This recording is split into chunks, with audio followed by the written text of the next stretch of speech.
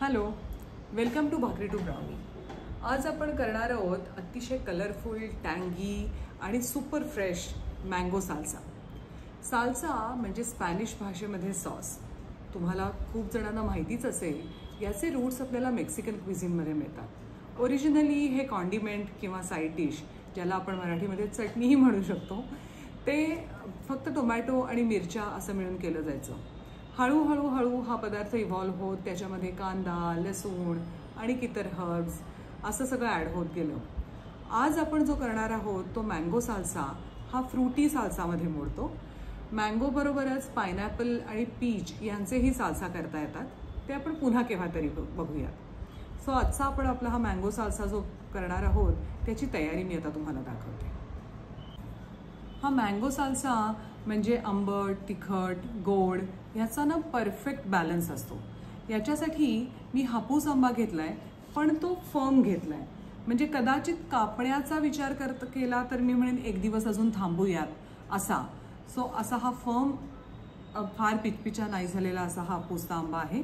तर हे साधारण एक 2 आंबे मी चिरून घेतलेले आहेत। याच्यासाठी अगदी पाव कप ही लाल भोपळी मिरची, ज्याला रेड पेपर म्हणतात, ते आहे।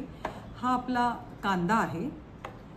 नॉर्मल ह्याच्यामध्ये सिलांट्रो घालतात, आपण त्याला कोथिंबीर म्हणूया। ह्या अलापिनियोज आहेत, लिंबाचा रस, मीठ, रेड चिली फ्लेक्स आणि ग्रीन चिली।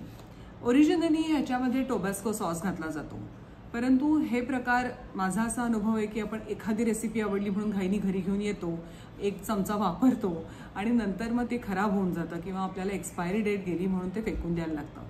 म्हणून मी नेहमी जे आपल्याकडे 12ही महिने अवेलेबल असेल असे पदार्थ इन्कॉर्पोरेट करण्याचा प्रयत्न करते।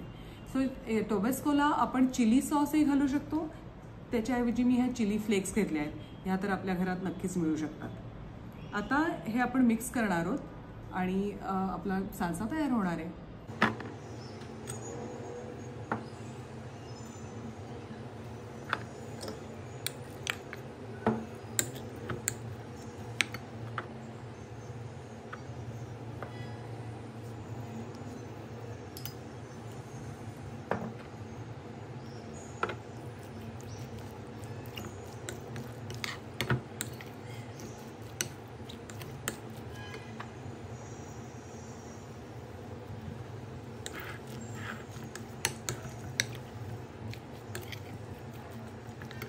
तर असा हा आपला मँगो साल्सा।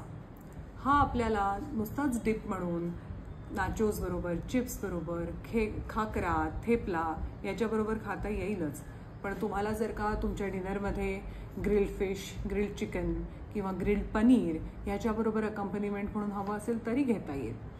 तुम्हाला जर का ह्याला नुसतंच सॅलड म्हणून खायचं असेल आणि त्याला एखादं टेक्स्चर द्यायचं असेल तर आपण त्याच्यात काकडी, कॉर्न असंही काही घालू शकतो।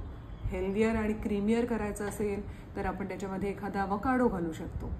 तुम्हाला जर का ह्याला प्रथिनं ह्यातली वाढवायची असेल तर आपण बॉइल्ड राजमा, बॉइल्ड काबुली चना हेही घालू शकतो। सो आपल्या कल्पनाशक्तीप्रमाणे आणि आपल्या आवडीप्रमाणे हा कुठल्याही प्रकारच्या जेवणामध्ये आपल्याला सामावून घेता येतो। असा आहे हा आजचा आपला मँगो साल्सा। कसा वाटला ते मला नक्की कळवा आणि भेटूयात भाकरी टू ब्राउनीच्या पुढच्या एपिसोडमध्ये। बाय।